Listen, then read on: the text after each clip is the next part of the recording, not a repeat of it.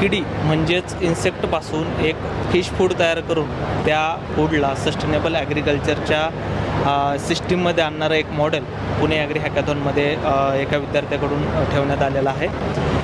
हा विद्यार्थी बारामती कृषी महाविद्यालयाचा आहे. मला वाटतं मास्टरला शिकणारा आहे आणि त्याने आत्ता आपण बघू शकतो इन्सेक्टपासून एक प्रोडक्ट बनवलं आहे, जे प्रोडक्ट फिश फूड म्हणून आपण वापरू शकतो आणि त्याच फिश फूडमधून जवळपास हायड्रोपोनिक फार्मिंगसाठी किंवा इतर शेतीसाठीचं जे नायट्रोजन उपलब्धता आहे ते करून देतात. नेमकं हा प्रोडक्ट काय आहे, हे मॉडेल काय आहे, आपण जाणून घेतो आहे. आपल्यासोबत तो विद्यार्थी आहे. दादा, लोकमत ॲग्रोमध्ये तुझं स्वागत आहे. सगळ्यात सुरुवातीला तुझं नाव आणि कुठल्या कॉलेजला कुठल्या इयरला शिकतो ते. नमस्कार, माझं नाव साद अली सय्यद. मी कृषी महाविद्यालय बारामतीमध्ये एंटोमॉलॉजी मास्टर्स फर्स्ट इयर स्टुडंट आहे. माझं इनोव्हेशन असं आहे की मी ब्लॅक सोल्जर फ्लाय नावाचं एक किडं घेतलं आहे, जे एक नॉन पेस्ट आहे, म्हणजे कुठल्या पिकाला नुकसान करत नाही आणि फ्री लिव्हिंग इन्सेक्ट आहे. त्याच्यापासून एक फीड फॉर्म्युलेशन तयार केलं आहे चीपली इंडियन अवेलेबलमधून. त्याचं मी काय केलं आहे, आता हे दाखव, कुठला किडा आहे, काय आपण त्याला नाव आहे? किडेचं नाव ब्लॅक सोल्जर फ्लाय आहे आणि त्याची फॅमिली आहे स्ट्रॅशोमायडी. ते कुठल्याही पिकाला म्हणजे काही नुकसान करणारा नाही आहे, फ्री लिव्हिंग इन्सेक्ट आहे आणि फ्लावरचे जे नेक्टर आहे त्याच्यावर सर्वाईव्ह करतो. तर त्याच्यापासून आपण काय केलं आहे, ते प्रोसेस काय आहे ते थोडं समजा. आपण कीटकमध्ये लाईफ स्टेजेस असतात. लाईफ स्टेजमध्ये लार्वा असतो, प्युपा असतो आणि अडल्ट असतो.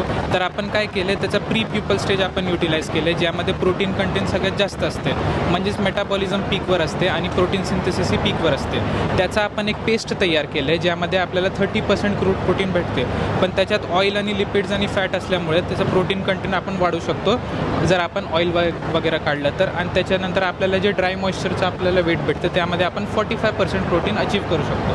मग त्याच्यानंतर आपण काय केलं आहे, त्याला इंडियनमध्ये जे चीपली अवेलेबल मार्केटमध्ये असतात, जसं की आपण गहूचं ते असलं फ्लावर असेल, राईस फ्लावर असेल, स्पायरुलिन असेल, त्याच्याबरोबर इंटिग्रेट करून एक फिश फीड तयार केले, ज्यामध्ये आपण 30% क्रूड प्रोटीन अचीव्ह केलं आहे.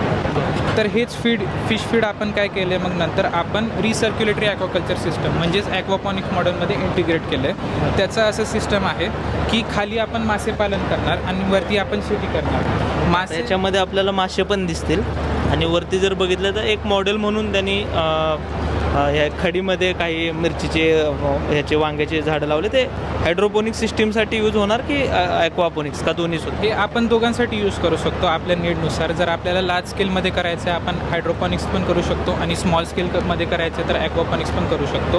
ह्याचं प्रोसिजर म्हणजे असं आहे, सिस्टम असं आहे की खाली जेव्हा आपण मासेला फीड टाकणार, हायर प्रोटीनमुळे जेव्हा ते एक्सक्रीट करणार त्याच्यात अमोनिया पण जास्त निघणार.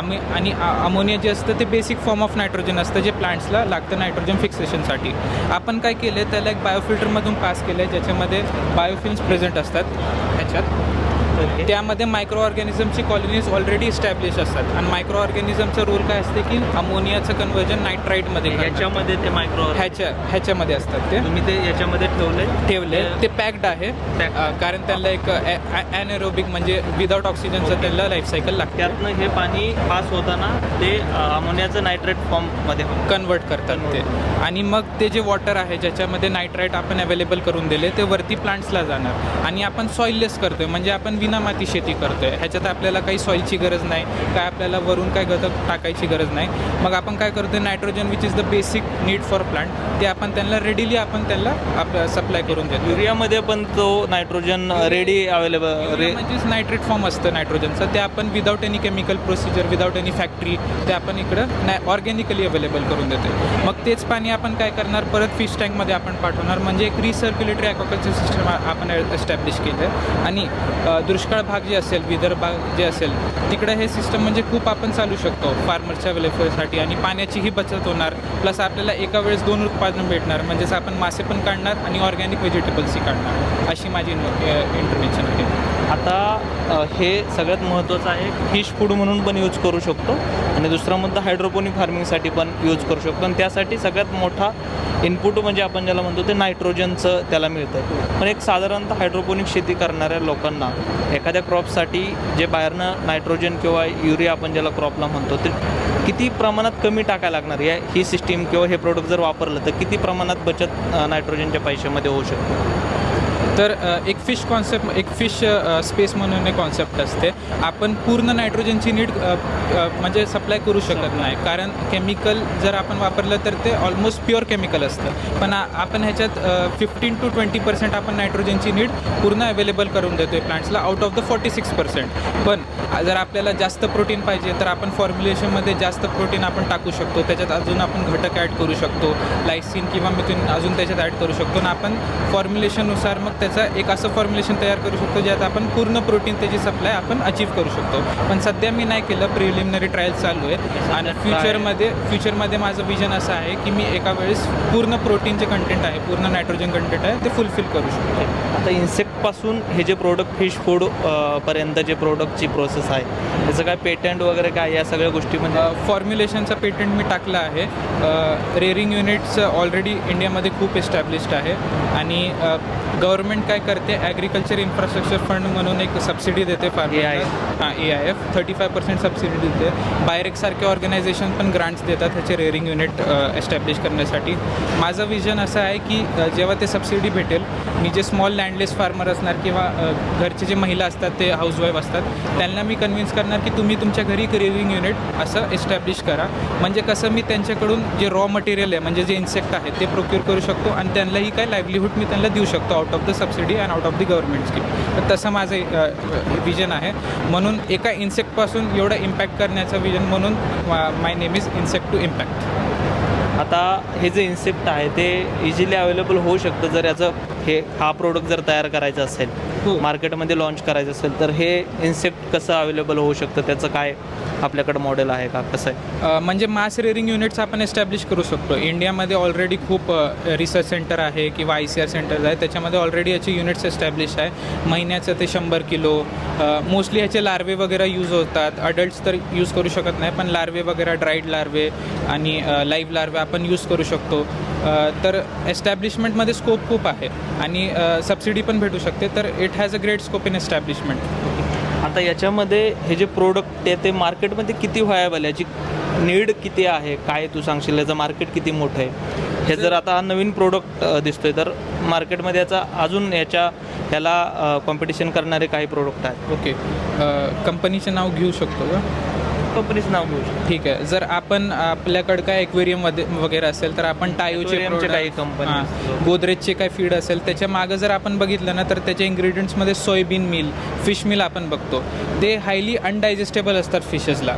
म्हणजे ते काय करतात, ते फिशेस खातात, त्यांच्या साईज वाढते, त्यांना प्रोटीनही जास्त भेटते त्यामुळे.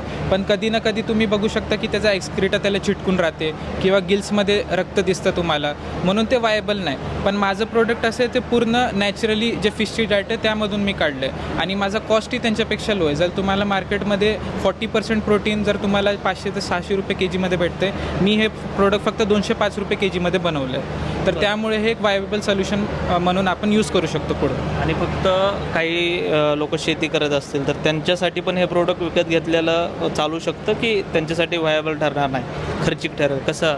म्हणजे आता सध्या जे लँडलेस फॉर प्लांट्स किंवा क्रॉपिंगसाठी हायड्रोपोनिक शेती काही लोक करतात, काही लोक एरोपॉनिक्स करतात किंवा काही लोक सॉईलमध्ये फार्मिंग करतात. तर त्यांच्यासाठी डायरेक्ट घेऊन जर शेतीसाठी वापरलं तर चालू शकतं का, की फक्त या मॉडेलनुसारच आपल्याला वापरायला? आपण ह्याला खूप वेमध्ये इंटिग्रेट करू शकतो. ज्यांच्याकडे काही फिश फार्म असेल आणि जे फिश फार्मचं जे पाणी आहे त्यांच्याकडे ॲक्वापॉनिक मॉडेल नसेल तर ते हे पाणी ॲज अ नायट्रोजन सोर्स वापरू शकतात त्यांच्या शेतामध्ये, कारण अमोनिया ह्याच्यातून सप्लाय होते.